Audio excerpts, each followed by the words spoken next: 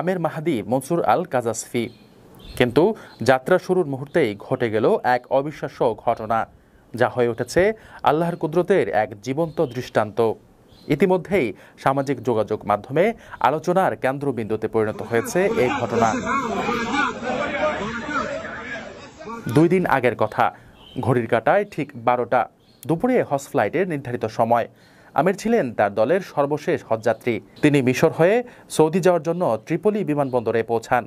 কিন্তু এয়ারপোর্টে পৌঁছানোর পরই নিরাপত্তা কর্মকর্তারা তাকে জানান তার পাসপোর্ট সংক্রান্ত একটি সিকিউরিটি ইস্যু দেখা দিয়েছে, যার কারণে তিনি প্লেনে উঠতে পারবেন না। বাকিরা বোর্ডিং শেষ করে প্লেনে উঠে যান, আর আমের একা বসে থাকেন হজের আশাভঙ্গের আশঙ্কা নিয়ে। পরিস্থিতি দেখে এক নিরাপত্তা কর্মকর্তা দুঃখের সঙ্গে বলেন, সবই আল্লাহর ইচ্ছা, হয়তো এ হজযাত্রা তোমার কপালে ছিল না। কিন্তু আমের ভয় পাননি। তার মুখে ছিল দৃঢ় বিশ্বাস ভরা জবাব, ইনশাআল্লাহ প্লেনটি উড়বে না, আবার আসবে। আমার নিয়ত হজ, আমি অবশ্যই যাব। প্রবল বিশ্বাসের সঙ্গে দেওয়া তার এ জবাবের কিছুক্ষণ পরই ঘটে যায় প্রথম বিস্ময়। এয়ারপোর্টে ঘোষণা এলো প্লেনটিতে যান্ত্রিক ত্রুটি দেখা দিয়েছে, আর সেটি ফিরে আসছে।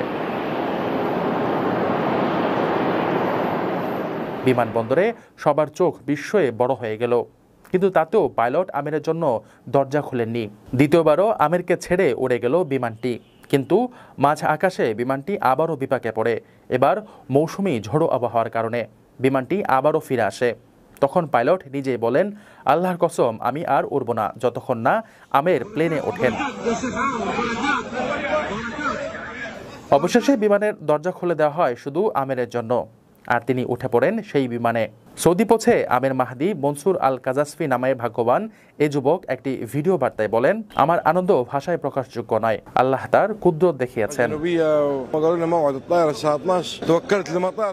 আপনার স্বপ্নগুলো আকাশ ছুবে প্রবাসীর হেলিকপ্টারের মাধ্যমে। বিয়ে, জন্মদিন অথবা যে কোনো বিশেষ প্রয়োজনে হেলিকপ্টার ভাড়া করতে যোগাযোগ করুন স্ক্রিনে দেয়া নাম্বারে। প্রবাসীর হেলিকপ্টার।